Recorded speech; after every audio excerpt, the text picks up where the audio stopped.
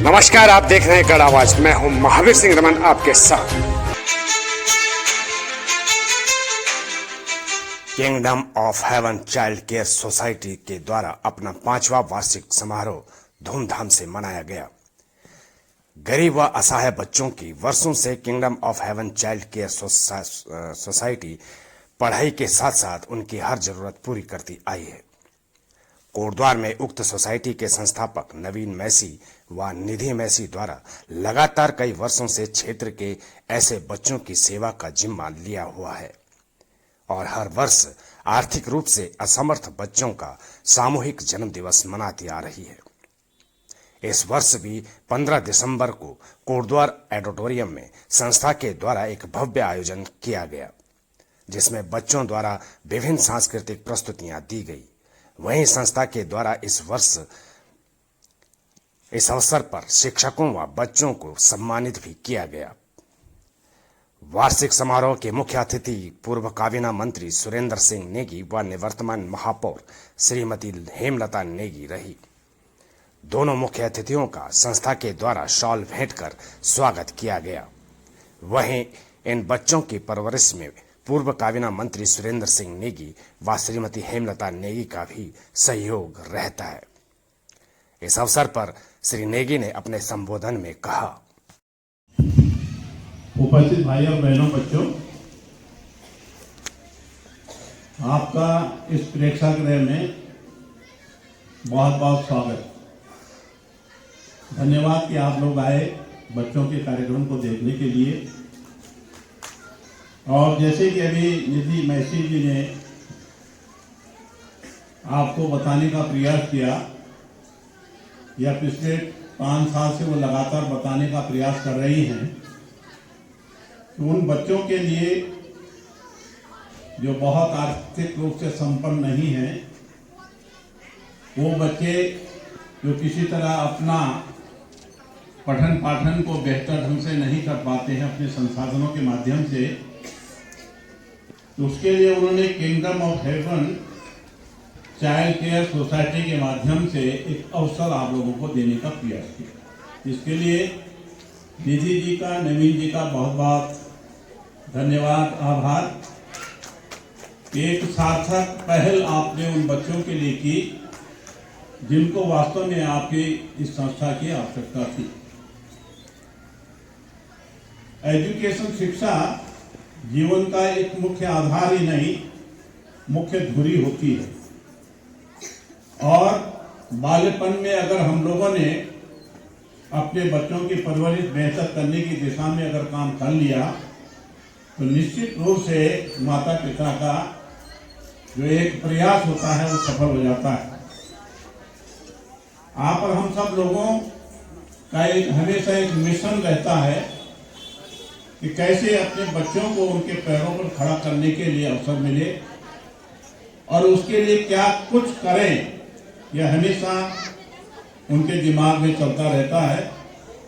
लेकिन फिर भी इस समाज के अंदर बहुत प्रकार के लोग रहते हैं और उन लोगों में असहाय लोग भी होते हैं जिनकी आर्थिक स्थिति बहुत मजबूत नहीं होती है। उन बच्चों को भी आगे बढ़ना चाहिए देश हित में। और कोई भी राष्ट्र हो, उस राष्ट्र के सबसे बड़ी धरोहर ही जो है बच्चे होते हैं, जो बाद में देश को आगे बढ़ाने का काम करते हैं। और ऐसी स्थिति में अगर कोई बच्चा, कोई परिवार अपने बच्चों को सक्षम नहीं बना पाता, शैक्षणिक उन्नयन उसका नहीं कर पाता, तो स्वाभाविक रूप से वो पिछड़ जाता है। और वही अकेला नहीं पिछड़ता, वही परिवार नहीं पिछड़ता, बल्कि देश और प्रदेश भी पिछड़ जाता है। तो आप लोगों को यह अवगत कराना चाहूंगा कि जब तक हम लोग थे केंद्र में, चाहे यहाँ पर इसको दूसरे अर्थों में न देखें, तो उस समय हम लोगों ने एक कार्य योजना बनाई थी कि जो लोग अपने बच्चों की पठन पाठन के लिए जिनके पास पैसा नहीं है, तो प्री मैट्रिक और पोस्ट मैट्रिक उन बच्चों को जो टैलेंटेड होते हैं उनको वजीफा यानी स्कॉलरशिप देने की एक पहल की गई थी। हमारे कार्यकाल में जब हमारी सरकारें हुआ करती थी। और इसके पीछे जो सबसे बड़ा मकसद था कि जिस ढंग से एक मकान या इस प्रेक्षागृह को बनाने के लिए एक एक ईंट को तराशते हुए इसको बनाया गया या अपने मकान को बनाया गया, उसी प्रकार हर ईंट की बहुत वैल्यू है। अगर उस वैल्यू को हम लोग आंकलन करना प्रारंभ कर दें, इमारतें बनती हैं, प्रेक्षागृह बनते हैं, बड़े बड़े कल कारखाने बनते हैं, और बनाने वाले जो शिल्पी हैं यानी आर्किटेक्ट हैं या यूं कहिए जो टेक्नोक्रेट हैं, वो हम ही लोगों में से, अपने बच्चों में से आगे बढ़ाने का काम करते हैं। तो देश की आर्थिक उन्नति के लिए बहुत आवश्यक है कि बच्चों को बेहतर प्लेटफॉर्म मिले, बेहतर दिशा में उनको काम करने का अवसर मिले, तभी तो देश मजबूत होगा। और अगर टैलेंट यानी प्रतिभा बालेपन में ही अगर खो गई तो प्रतिभावान प्रदेश कैसे बनेगा, कैसे देश बनेगा, कैसे मजबूत देश बनेगा, ये बहुत सारे सवाल आ जाते हैं। इस अवसर पर एक अभिनव प्रयास जो निधि जी ने, नवीन जी ने, उनके साथी सहयोगी ने, उनके स्टाफ ने आपको देने का प्रयास किया, जो निश्चित रूप से सराहनीय है। बहुत बहुत बधाई मैं उनको देना चाहता हूं कि वो आगे भी जो है अपने कार्यों को आगे बढ़ाने का प्रयास करें।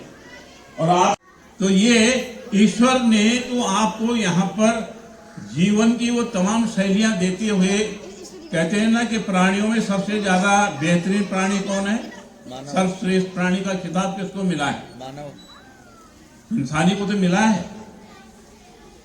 मतलब भगवान की सबसे बढ़िया कीर्ति जो उन्होंने बनाई वो इंसान को बनाया, क्योंकि आपके अंदर अच्छा और बुरे का ज्ञान, देखने की शक्ति है, मूल्यांकन करने की शक्ति है। और अगर हम ही उसमें गड़बड़ा जाएं तो फिर आनंद कहाँ होगा? आनंद को ढूंढा नहीं जाता, आनंद को प्राप्त किया जाता है। और मेरी बात ध्यान से सुनिए, इसको हम फ्री निःशुल्क देते थे क्योंकि ऐसे बच्चों का ये कार्यक्रम है, ऐसे पेरेंट्स का ये कार्यक्रम है जिनके पास अपने सामर्थ्य के लिए भी पर्याप्त नहीं है, इसको निःशुल्क दिया करते थे। अब के भी उनको गई वहां पर, क्योंकि इस समय तो स्वयं जो है मुख्यमंत्री जो है नगर निगम को चला रहे हैं, आप समझ रहे हैं मुख्यमंत्री, क्योंकि यहाँ पर कोई भी चयनित प्रत्याशी नहीं है, तो मुख्यमंत्री के अधीन है, उनका माध्यम जो है जिलाधिकारी पौड़ी है। तो इन्होंने एक पत्र दिया, उन्होंने कहा नहीं पहले 8,000 रुपये जमा करो तब आपको इसमें एंट्री मिलेगी। तो बहरहाल उन्होंने 8,000 रुपये किस लिए जमा किया? आपके बच्चों के लिए, आपके लिए किया। आपको एहसास करना चाहिए इस बात का कि कुछ लोग अगर आपको, आपके बच्चों को इस बड़ा प्लेटफॉर्म देने का प्रयास कर रहा है तो वो कौन लोग हैं? इसको तो एहसास आप ही को करना होगा, किसी और को नहीं करना होगा। और हौसले, उम्मीद हमेशा आगे बढ़ाने का काम करते हैं। आपको मालूम होगा ये प्रेक्षागृह मैंने स्वीकृत किया था 2005 में, मालूम है आपको या नहीं मालूम होगा? मैं सरकार से हटा, सरकार दूसरों की आ गई जिनकी आजकल भी है, और 2007 से लेकर 12 तक ये बिल्कुल बंद रहा। यहाँ पर जो है सिर्फ नीचे से पिलर थे। उसके बाद इत्तेफाक से आप लोगों को दया ही मेरे प्रति, मैं फिर बन गया 2012 में, तो मैंने ये स्वरूप दे दिया इसमें। नहीं तो कहीं धूप होती, कहीं बारिश होती, कहीं जो है हवा चलती, तो आप उससे तो बचे हैं ना। तो ये इंसान के सोचने का एक तरीका है। दूसरी तरफ वो भी लोग थे जिन्होंने इसको रोक दिया। यही जिंदगी में वो भी जनप्रतिनिधि थे, मैं भी जनप्रतिनिधि हूँ। तो आज ये एसेट है, आपके लिए है, आपके लोगों के लिए है। और मैं तो समझता हूं कि इसको 8,000 रुपये बहुत ज्यादा है, इसको कम किया जाना चाहिए था, किया जाना चाहिए, लेकिन किससे कहेंगे आप? वर्तमान हालात और परिस्थितियां ऐसी है। तो मेरा सिर्फ यही कहना है कि आप लोग मेहनत करिए जिस ढंग से दोनों लोग कर रहे हैं। क्यों नहीं कर सकते आप मेरा? क्यों नहीं अपने बच्चे को जो है इसमें बिठा सकते हो? क्यों नहीं जो है पीसीएस बना सकते हो?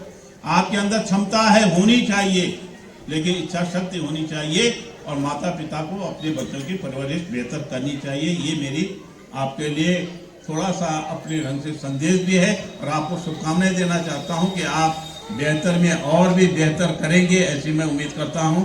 All the